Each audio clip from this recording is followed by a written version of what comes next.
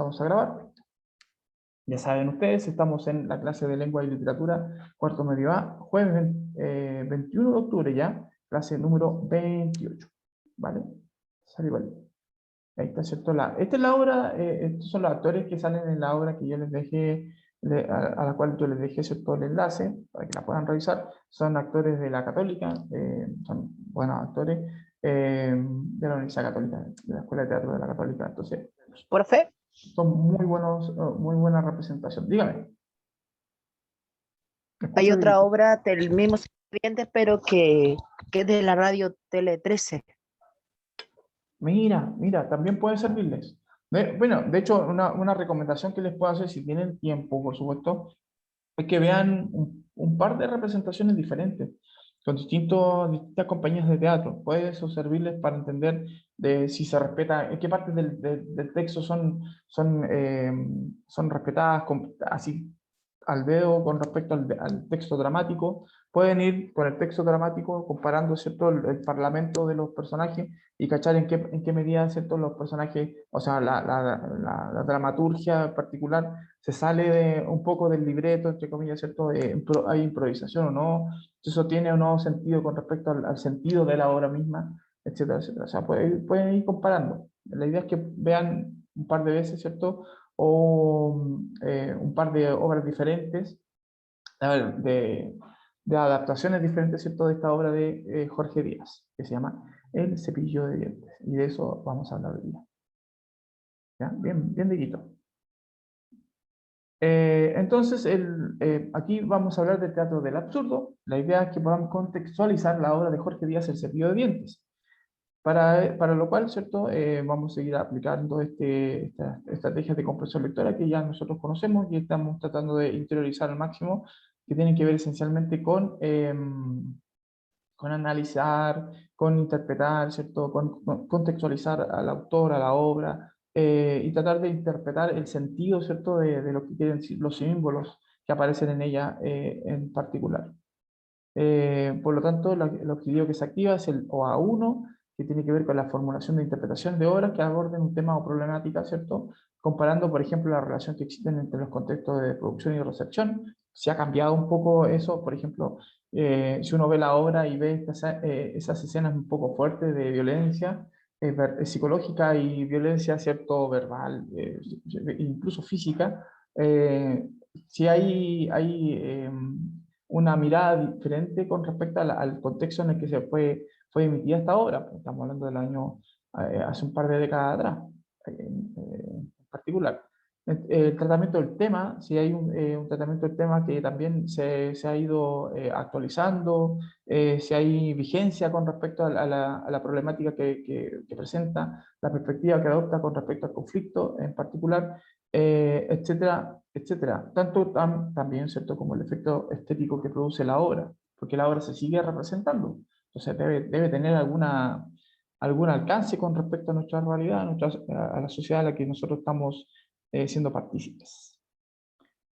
El teatro tiene esa magia, ¿cierto?, de que se hacen algunas adaptaciones por aquí y por allá, y las obras parecen tener la misma vigencia. Las problemáticas humanas que están reflejadas en ellas son universales, podríamos decir.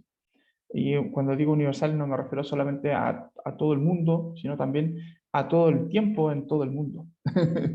Ya, bueno, en un flashback, a propósito de la última clase relacionada, ¿cierto?, con la idea de contextualizar lecturas, nosotros revisamos la Remolienda.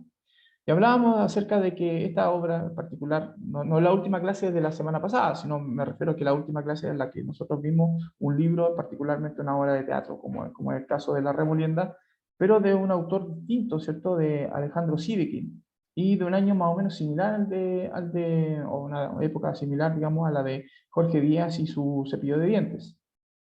Ahora, ¿por qué hay diferentes visiones con respecto al hacer teatro en particular? Porque Sivikin aquí hace como una comedia de situación basada, ¿cierto?, en algunas costumbres de nuestro pueblo, ¿cierto?, que es como una obra teatral costumbrista, podríamos decirlo así. Porque muestra un poco de la idiosincrasia del chileno campesino, ¿cierto?, el guaso, como se le llama de manera incluso hasta media despectiva, como una persona poco dotada de cierta roce social o cultural incluso. Pero que la obra de Civil nos muestra que en realidad tienen valores positivos. Es una comedia de situación, como decía, un enredo de relaciones interpersonales que se tensan en la medida, ¿cierto?, que este enredo se le van agregando más detalles. Acuérdense que era eso básicamente. Y a través de los personajes se nos muestran dos mundos que son de alguna manera como atacados socialmente, atacados en el sentido, ¿cierto?, de denostar un poco lo que ellos podrían representar, el mundo del campesino, evidentemente, ¿cierto?, tratándolos como ignorantes, un poco menos, ¿cierto? O poco más. Y el mundo de la prostitución, particularmente como personas perdidas y como personas, ¿cierto?, que prácticamente no tienen valores positivos. Y aquí nos muestra todo lo contrario, o sea, personas que han sido, ¿cierto?, víctimas un poco de las circunstancias y han tenido estas limitaciones sociales, evidentemente por el lugar y por el oficio que desempeñan, pero que son personas súper nobles al final de cuentas. La comedia se resuelve positivamente, con algunas discrepancias de nosotros, ¿cierto?, en relación a cómo se resuelve el conflicto, como que el matrimonio es lo puntual, ¿cierto? Sí, que igual es innovador en ese sentido, porque, claro, el matrimonio es como el final feliz de todo cuento de hadas y qué sé yo, pero tienen que entender que la época se respondía mucho a esa visión, o sea, que el matrimonio era como un acuerdo social, pero más que nada también era un acuerdo espiritual, ¿cierto? Como de pureza. Bueno, esa es la idea, pues, sin dejar de lado, ¿cierto?, que muchos de estos dramaturgos tienen y representan un poco los valores cristianos, pues si están en esa bola de estar en un país súper católico. Sin ser Mamá, ¿dónde están los católico. pinceles? Ojo, Profe, no sé dónde están los pinceles. profe, lo Dígame. que yo vi la obra de La Remolienda ¿Ya? y vi una muy diferente con la que usted envió y la otra original. La otra original era más como más realista, Sí. pero lo que se comparaban entre los hermanos que eran unos que en total había como en esa época no había en esa época las mujeres no podían ni si en total eran consideradas que mujeres que eran prostitutas las consideraban, mejor no digo la grosería por respeto, consideraban fuera de la sociedad esas mujeres. Tipo. Por eso y la Eso prostituta todavía. y esas señoras por eso nunca se enamoraban, porque Claro. tenían miedo que los rechazaban, que las rechazaran. Exacto. De hecho, el mismo miedo lo manifiestan ellas, pues. Durante la obra ellas van manifestando esa preocupación de un poco ir perdiendo el tiempo, ¿cierto? Como se dice en lenguaje coloquial, se le va pasando el tren un poco, ¿cierto? Entonces ellas tienen miedo de que se les pase el tren, pues. O sea, que se quedan abajo de esta posibilidad de ser felices y de formar una familia, un hogar, qué sé yo. O sea, como que la sociedad como que las condenó a hacer lo que ellas son, prostitutas al final de cuentas. Pero llegan estos guasos y salvan la situación. Como la idea un poco romántica, por supuesto, pero un romántico más coloquial, más como cercano a lo costumbrista, como les decía, sobre todo mostrando un poco la realidad del campo, ¿cierto? Que la gente es como bien noble, bien querendona. Si ustedes viajan, por ejemplo, al sur, lo más probable, ¿cierto?, es que encuentren gente que los atienda súper bien, regio, estupendo, ¿cierto? Gente muy amable, muy buena onda. Entonces, eso como que muestra también esta inocencia, esta como, eh, más que inocencia, como una pureza como esencial que tiene la gente de campo. Esa es la idea. Bueno, sí, pues y hay otras cosas que están vigentes todavía también en esta obra a propósito de cómo nosotros vemos a estos dos grupos sociales, ¿cierto? Estas dos comunidades, particularmente los campesinos y la gente que trabaja, ¿cierto?, en la prostitución. Un poco con resquemor, un poco con recelo, etcétera, etcétera. Ya, no vamos a seguir hablando de la remolienda porque tenemos que hablar ¿cómo se llama?, el cepillo de dientes. Así que lo que vamos a ver hoy día es justamente analizar un poco y tratar de interpretar, intento, ¿cierto?, de interpretación de la obra y el contexto de producción de El cepillo de dientes. En la medida que voy pasando las diapositivas y voy mostrando, ¿cierto?, el alcance de esta presentación, voy mostrando distintos carteles de distintas obras o distintas adaptaciones de la obra El cepillo de dientes, para que no se sientan así como estamos hablando de lo mismo. Sí, estamos hablando de lo mismo. Fíjense en las coordenadas. El cepillo de dientes, ¿cierto? El título de la obra, eh, que es una comedia, ¿cierto? A final de cuentas. Y el autor. El autor, bueno, aquí el director es Carlos Catalano, pero el autor siempre de la obra, el dramaturgo que escribió el libreto, es Jorge Díaz. Entonces, esas son las coordenadas. Que puede que haya, por alcance, otra obra de otro autor que se llama El cepillo de dientes, y a lo mejor es distinta. Puede ser, no sé. Bueno, hablemos de un poco de Jorge Díaz. ¿Quién es Jorge Díaz? Una imagen, ¿cierto?, más contemporánea a la producción de la obra. Jorge Díaz, ¿cierto?, es un autor chileno, dramaturgo que nació en Rosario, en Argentina, es cierto, pero avecinado, ¿cierto?, y repatriado, podríamos decir, por fuerza en nuestro país. Estudió aquí en Chile y todo, se formó aquí en Chile, entonces podríamos decir que chileno, chileno de tomo y lomo. Y que se circunscribe a la idea del teatro del absurdo. Tengo que aquí explicarles más o menos de qué se trata el teatro del absurdo. Aquí tenemos algunos carteles, algunas noticias, algunas reseñas, algunas críticas que se hacen justamente a la obra del cepillo de dientes a lo largo del tiempo. Fíjense que hay periódicos súper antiguos y otros que son un poco más contemporáneos. Hasta el año 2017 se estuvo representando esta obra en los teatros nacionales. De hecho, la obra que ustedes vieron o que van a ver, si la vieron, ¿cierto? Es la que está, el enlace de YouTube es del año antepasado, si no me equivoco, 2019, por ahí, antes de la pandemia, se entiende. Y tuvimos la opción de, bueno, estaba ahí en conversaciones la opción de que íbamos a ir al teatro, eventualmente siempre estaba esa opción, y dentro de la obra que me estaban ofreciendo para ir en este año, pero ir, entre comillas, de manera virtual, era ver el teatro, esta obra en particular, o sea, porque estaba dentro del plan de programa, el cepillo de dientes. Así que, bueno, ahí le ahorré 5 lucas y les mando el enlace para que la vean. Dejen su like ahí todo en el canal donde está reproducida la obra, por favor.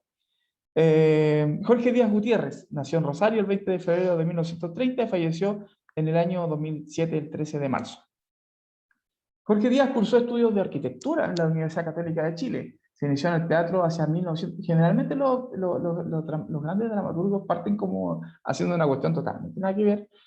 Jorge Díaz como es que se interioriza en el tema del teatro porque trabaja, ¿cierto?, bueno, en la universidad o en la vida universitaria da sus roces, ¿cierto?, de tener compañeros que están en A, en B, y uno como que va interiorizándose en la medida que va formando amistades con esas personas. Entonces él entró por una parte como escénica, primero, ¿cierto?, como arquitecto, estudiante de arquitectura, partió así entró. Y finalmente, según lo que yo tengo entendido, se decantó porque le llamó mucho la atención la vida teatral y específicamente todo esto, estos montajes, que fue como muy atractivo para él, y tanto así que se hizo algo irresistible y finalmente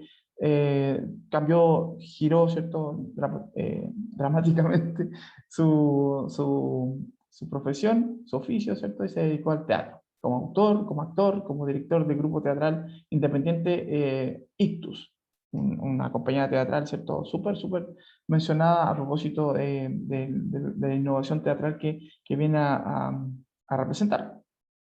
Con él llegaría a estrenar un grueso de toda su obra dramática, a través de la compañía Ictus, que componían ciertos grandes actores que son todavía, algunos de ellos, ¿cierto?, mencionados en algunas teleseries, algunas producciones cinematográficas en nuestro país. Grandes actores, digamos.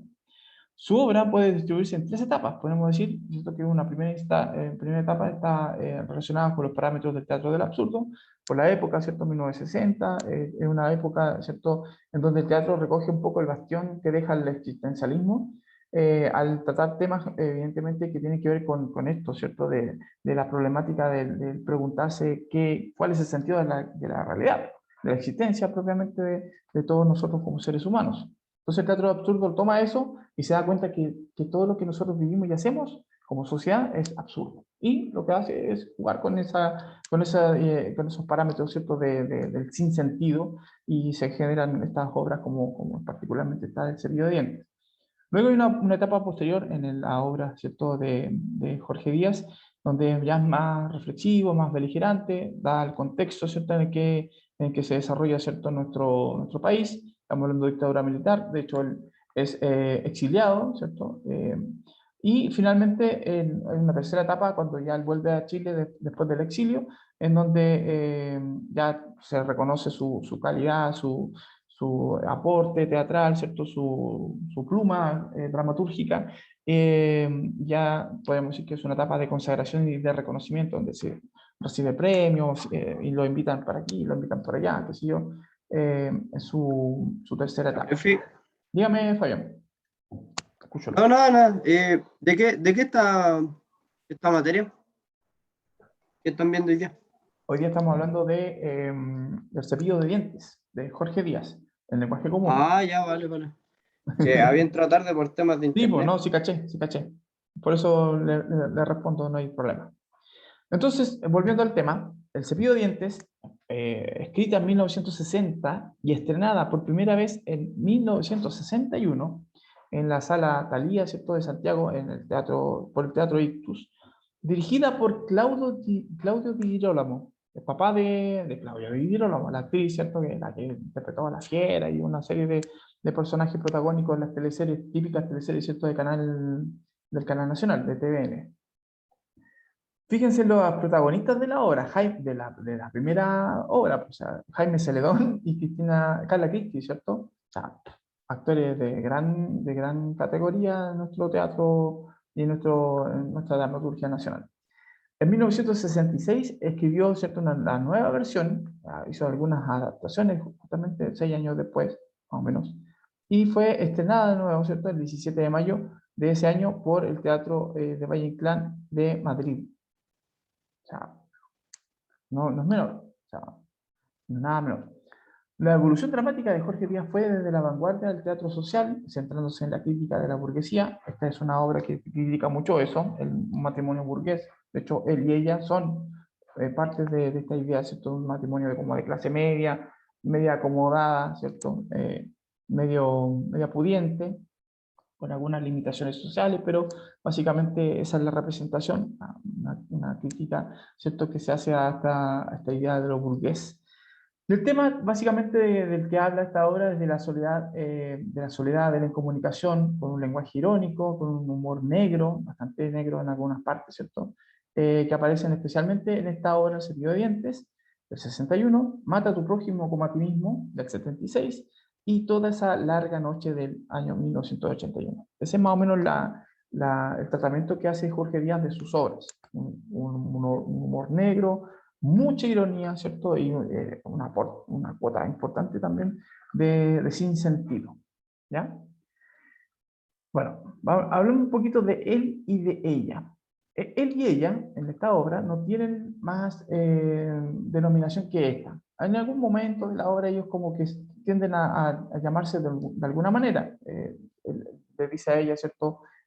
Marta, le dice Isabel, le cambia el nombre, ¿cierto? Pero ella no es alguien que tenga un nombre en particular, ¿cierto? Se reconoce, digamos, como ella. Y él, que también aparentemente no tiene, de hecho en un momento como ellos como que están hablando en el comedor de desayuno, y resulta que como que se pegan caen como de la cuenta de que no se acuerdan de cómo se llaman. Es muy importante eso. Después se juegan van cayendo un poquito en el juego del rol, de representar papeles, ¿cierto? Porque están como en una situación como media delicada de su matrimonio. Llevan un poquito más de 5 años de matrimonio, ¿cierto? Lo dicen textualmente. Y ellos están como en una etapa como de experimentación para no perder un poco el encanto, y juegan esto de interpretar roles, interpretar, ¿cierto? Como desempeñar papeles para no sé, mantener la chispa encendida un poco dentro del matrimonio. Entonces, todo lo demás es ficción, dentro de la ficción que propiamente cierto se da aquí en esta obra. Así que, claro, él de repente dice que se llama Lucho Solo, una ironía, Lucho Solo, estoy como solo en el mundo, ¿cierto? Aludiendo un poco a la soledad en comunicación, y ella es esperanzada, ¿cierto?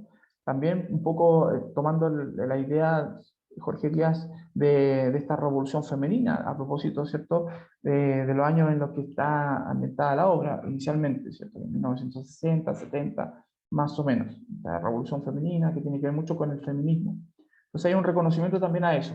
Cuando ella dice esperanzada, llamarse esperanzada, alude a eso.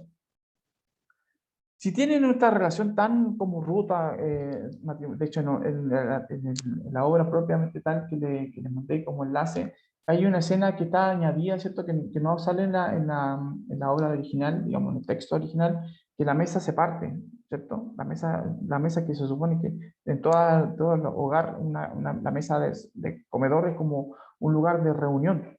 En este caso, ¿cierto? La mesa se parte, es una simbología que alude evidentemente, ¿cierto?, a la falta de conexión que hay entre ellos. Entonces, claro, la pregunta es, ¿qué une el matrimonio o qué une a un matrimonio finalmente? ¿Qué es cuál es la amalgama, cuál es el pegamento, ¿cierto?, que hace que un hombre, ¿cierto?, esté prendido de una mujer y una mujer prendida de un hombre. En el caso matrimonial, el matrimonio heterosexual, porque de eso estamos hablando en esta obra en particular. ¿Podría extrapolarse al matrimonio homosexual? No sé. Es un poco más complejo porque quizás los roles que se desempeñan ahí son un poco distintos. Ahí en el texto, cuando ellos dialogan, ¿cierto? Particularmente se van como mostrando los trapitos. Él le dice, pues, las diferencias que tienen entre uno y otro, y una de las diferencias justamente, dice él, yo soy hombre y tú eres mujer. Vicente, Ay, acuático. Vicente tiene el micrófono abierto. No sé si quieres decir algo. ¿Profe?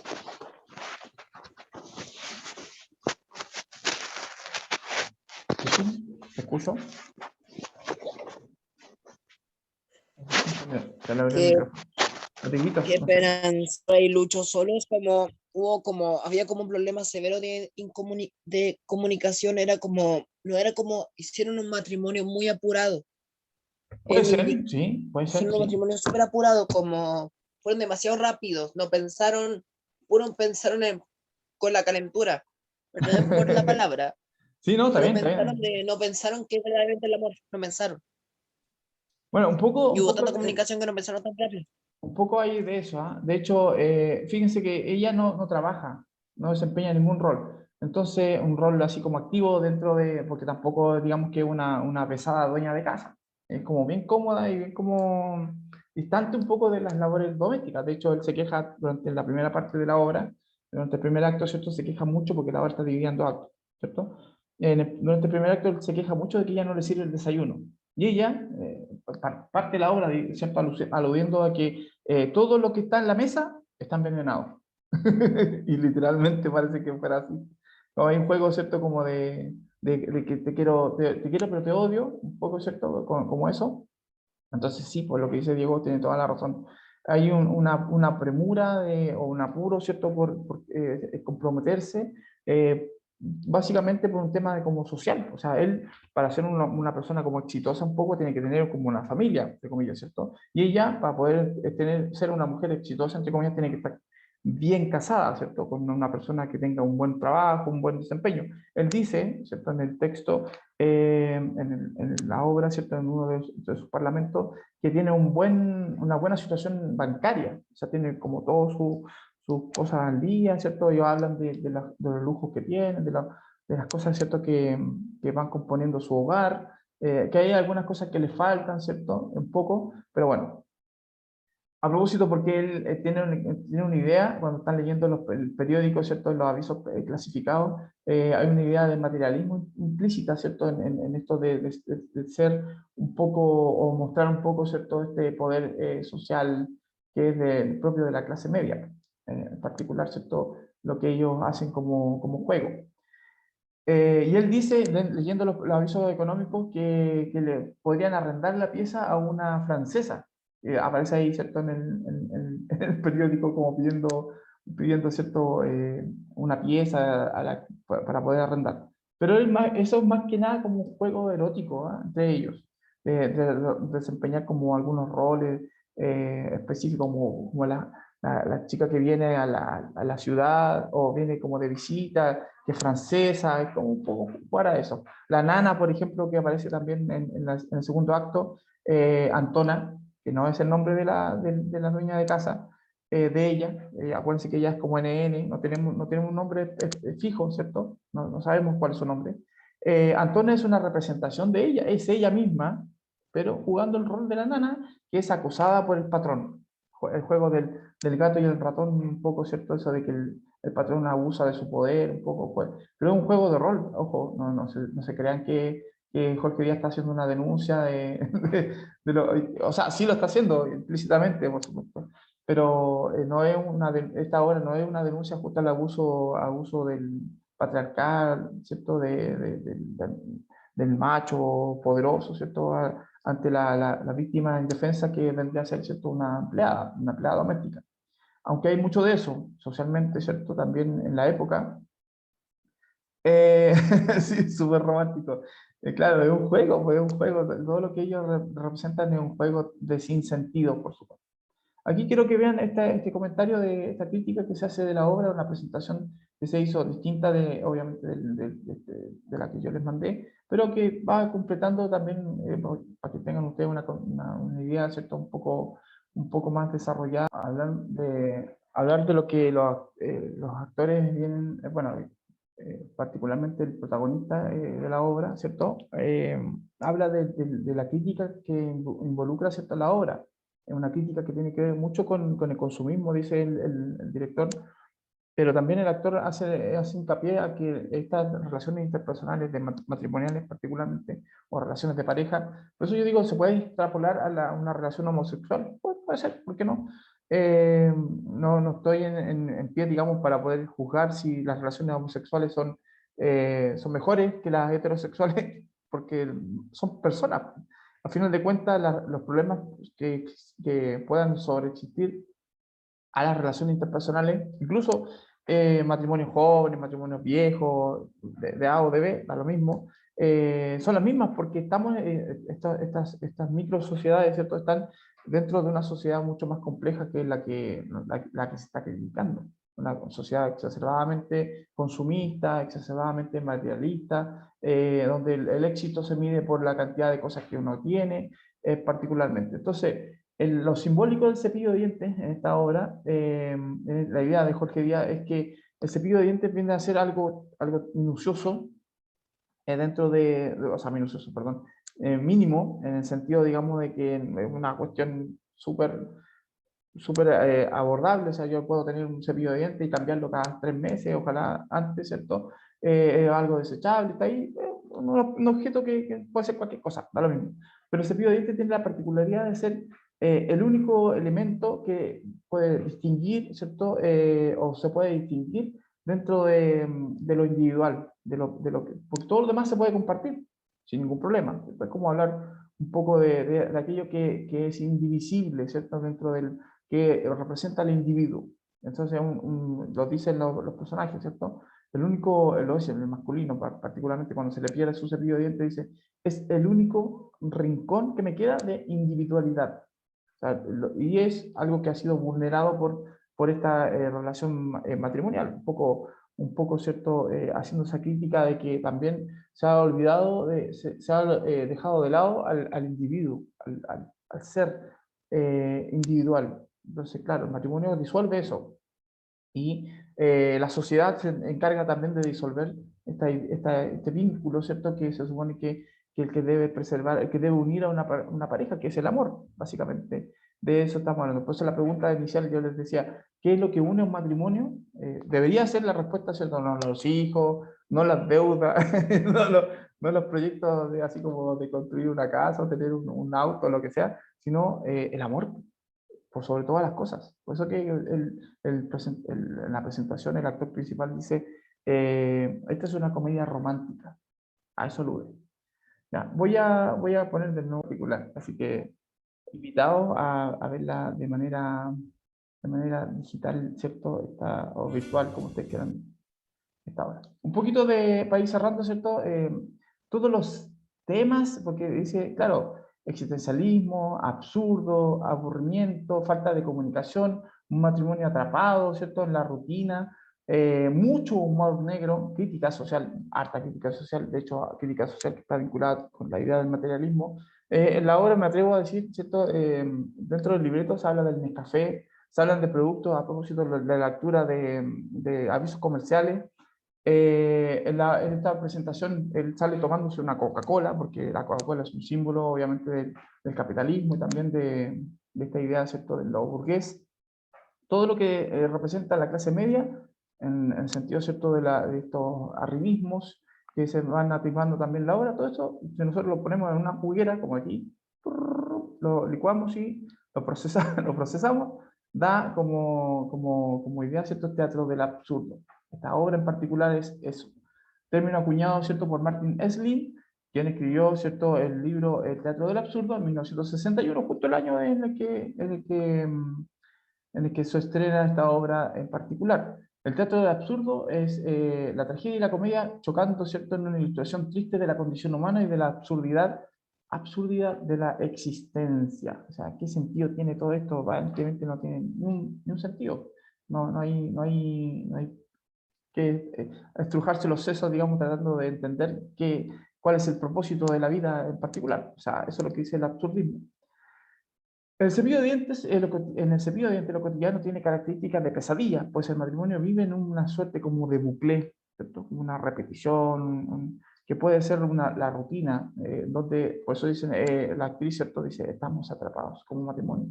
Ambos luchan por su individualidad, sin embargo, se deja entrever que aún hay una pasión, un deseo en esa relación, se manifiesta en este juego de roles, ¿cierto? La manifestación del amor parece viciada aparentemente, ¿cierto?, por esta idea de la representación de otras personas para poder sentirse o atraerse, y condicionada también a autodestrucción por el consumismo y la sociedad representada magistralmente en la utilería en este montaje. El cepillo de dientes, que el tipo la estrangule con el cordón del teléfono, aludiendo, ¿cierto?, a la incomunicación, etcétera, etcétera. O sea, ya el tenedor, pues, también, que aparte de ella, hay una parte, ¿cierto?, que hay como una conexión entre el tenedor, que se supone que es la primera parte del primer diálogo de la obra, y uno de los diálogos finales, ¿cierto?, de ella también habla y alude al tenedor.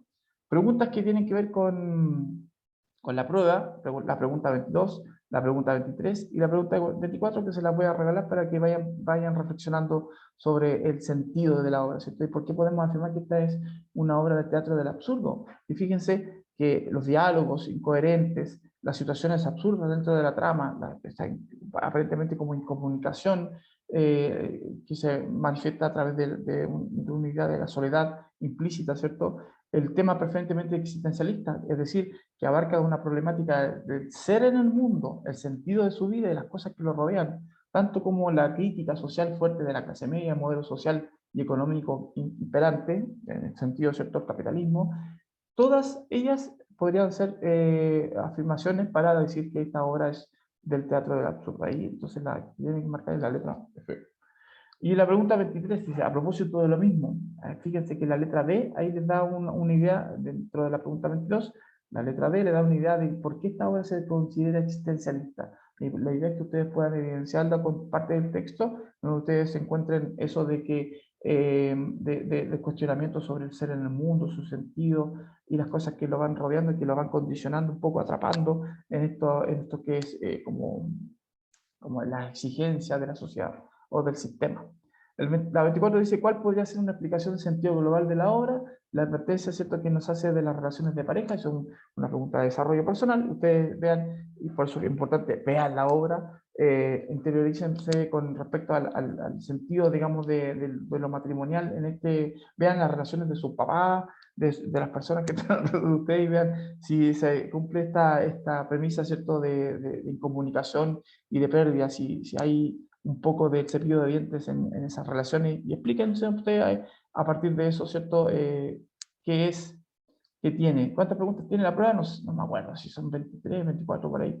Está un poquito más de 20, ¿ya? No está difícil y cualquier duda que tengan, obviamente ustedes me avisan. Para ir cerrando, porque está un poco pasado el hora, como dijo el loro, en el Si epílogo, tengo ¿cierto? una duda en la prueba, ¿me la podría dar? Por supuesto, no le voy a dar la respuesta, pero sí le voy a dar una ayudita para que pueda responder bien. Vale, vale, gracias. Recordatorios, próximo control lector y el último control lector de la vida de ustedes, de su vida escolar. Es La noche boca arriba, es un cuento, ojo, es un cuento, no es una novela ni mucho menos, es un cuento cortito, pero súper interesante de que lo vayan leyendo, ya, ojalá después de esta prueba, ¿cierto? Ya empiecen a leerlo un par de veces, por lo menos, para que puedan entender de qué se trata y vamos a hacer una clase especial también para que les vaya súper, súper, súper bien en esa prueba del 11 y 12 de noviembre. Con eso cierro. Mañana, ¿cierto? También una clase especial para los que vengan a presencial, donde también van a ver algunos regalitos, regalitos no materiales, sino regalitos intelectuales, para que les vaya súper bien en esta prueba. Cuídense mucho, nos vemos en el futuro. Adiós. Chau, chau. Chao, chiquillos. Tienen que decir, aquí tienen que decir chao en esta parte. Po. Que estén No, bien. profe, cuídese, que tenga buen día. Igualmente, igualmente ustedes. Chao, chao.